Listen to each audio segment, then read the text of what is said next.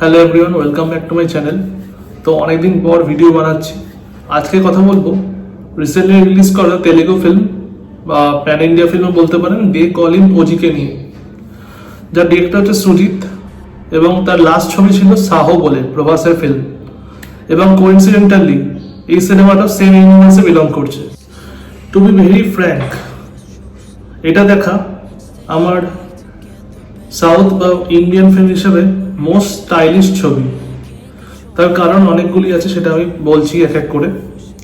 প্রথম কথা হচ্ছে এর যে সিনেমাটোগ্রাফি, ডিজাইনিং এবং যে ধরনের সংস ইউজ করা হয়েছে, পুরো সেটিংটাকে যদি আমি একটা প্যাকেজ হিসেবে কনসিডার করি তাহলে মনে হবে এটা একটা পুরো ইন্টারন্যাশনাল ফিল্মের মতো ডিজাইন করা হয়েছে। লিডে রয়েছে সুপারস্টার অন্ধ্রপ্রদেশের ডেপুটি সিএম পবন কল্যাণ, যিনি অনেকদিন পর আবার কয়েকটা ফিল্ম নিয়ে ফিরে এসেছেন। লাস্ট ফিল্ম ছিল হরিহর বীরামাল্লু, যে সিনেমাটা হয়তো ওপেনিং ভালো নিয়েছিল বাট বক্স অফিসে খুব ভালো রান করতে পারেনি। যেহেতু তিনি পলিটিক্স ইনভলভ, তাই জন্য তিনি অনেক গ্যাপ দিয়ে সিনেমা করছেন। নেক্সট রয়েছেন প্রকাশ রাজ, প্রিয়াঙ্কা মোহন এবং অবশ্যই অ্যান্টাগনিস্ট হিসেবে রয়েছে ইমরান হাশমি। এবং সে যে রোলটা প্লে করেছে আমরা বলিউডে থেকে কোনোদিন পাইনি। এক জায়গাতে সেরকম ভাবে তাকে পোর্ট্রে করা হয়েছিল, সেটা হচ্ছে once upon a time in Mumbai. But second পার্টটা সেই রোলটা অক্ষয় কুমার নিয়ে নিয়েছে, তো সে ভালো করে শাইন করতেই পারেনি ওই রোলটায়। তো coming back to this film, এই ছবিটা যে প্রথমে যেটা বললাম যে এটা একটা স্টাইলিশ ছবি, বাট এটা খুব ভালো ছবি হয়েছে আমার মতে না, বাট ডেফিনেটলি সাহর থেকে বেটার হয়েছে। তো প্রথম কথা হচ্ছে এই সিনেমাটা প্রচন্ড ক্রিস্প রাখা হয়েছে, মানে সবকিছুই ফাস্ট ফাস্ট বেরিয়ে যাচ্ছে। ফার্স্ট কাটে খুব সিনেমাটাকে শুট করা হয়েছে। এবার এর খুব ভালো দিকও আছে, খারাপ দিকও আছে। মানে সিনেমার পজিটিভ পয়েন্টের দিকে আমি বলবো আগে, যেখানে আমার পছন্দ হয়েছে পবন কল্যাণ এবং ইমরান হাশমি যে ক্যারিসমাটা যেটা ওরা পোর্ট্রে করতে পেরেছে স্ক্রিনে, এবং তাদের ক্যারেক্টার ভালো করে লেখা হয়েছে। পারফরমেন্স দিয়ে আমার কোনো খামতি নেই, সবার পারফরমেন্স খুব টপ নচ হয়েছে। এবং এখানে জাপানের যে ফোকলোরটা ইউজ করেছে সেটা আমি আজ পর্যন্ত কোনো ফিল্মে দেখিনি, বা সেরকম ভাবে রাইটিংটা হয়তো কোনো ফিল্মের ভালো হয়নি। যেভাবে ফোকলোরটা, যেখানে এই ইয়াকুজা আর সামুরাইয়ের যে একটা ক্ল্যাশ, যেভাবে সেটা একটা ইন্ডিয়ান ফিল্মে ইন্টিগ্রেট করা হয়েছে, সেরকম ভাবে কোনো ফিল্মে আজ পর্যন্ত আমি দেখিনি। গল্পটা ছোট্ট করে বলতে একটা গ্যাংস্টার ড্রামার গল্প। এবার সাধারণত সাউথে এরকম টাইপের মশালা ফিল্ম তৈরি হয়, আর নতুন করে গল্পটা নিয়ে বলার কিছু নেই। গল্পটা খুবই একটা পরিচিত টেমপ্লেটের। হ্যাঁ, এবার তার মধ্যে ডিরেক্টর বা সিনেমাটোগ্রাফার কিছু ইম্প্রোভাইজেশন এবং টুইক্স করতে পারে, বাট এরকম সিনেমা এমন নয় যে কেউ আগে দেখেনি।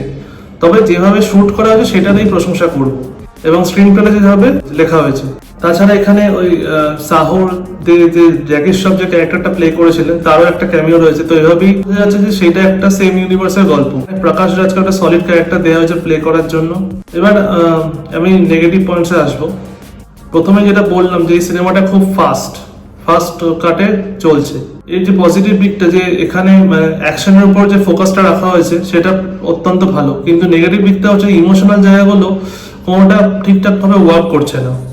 তার কারণ হচ্ছে যে আমাদের লিড, তার সাথে যারা রোম্যান্স হবে, তারা নিজেদের একটা লাইফ বিল্ড করবে, সেই মোমেন্টসগুলো যেন এসে জাস্ট ল্যান্ড না করে বেরিয়ে যাচ্ছে। মানে কেউ অডিয়েন্স ফিলই করতে পারছে না যেখানে একটা ইমোশনাল অ্যাঙ্গেল আছে বা একটা রোমান্টিক অ্যাঙ্গেল আছে।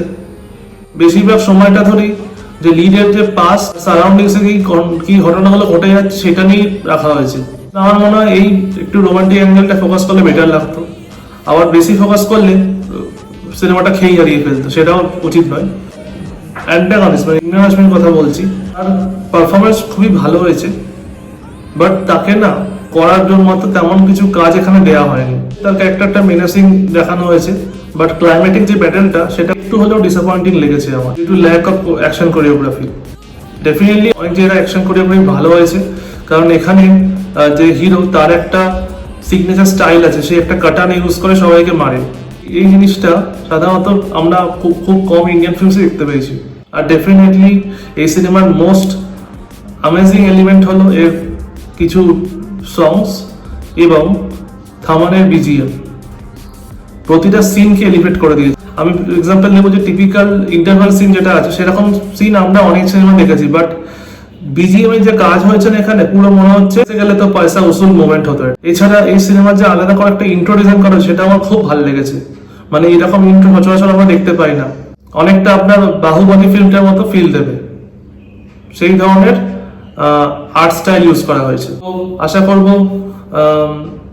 এর নেক্সট পার্টটা শীঘ্রই আসবে, কারণ এখানে সেটারও টিজ করা আছে। তবে এখানে একটা ছোট্ট রোলে অর্জুন দাসও রয়েছে, তার ক্যারেক্টারটা তেমন কিছু করার ছিল না, তো তাকে এখানে বলা যায় ওয়েস্ট করা হয়। Overall it's above average film বলবো, ভালো খুব ভালো নয়, but above average, decent experience. তো I can give this film a 7 out of 10. Thank you for your time. Please subscribe.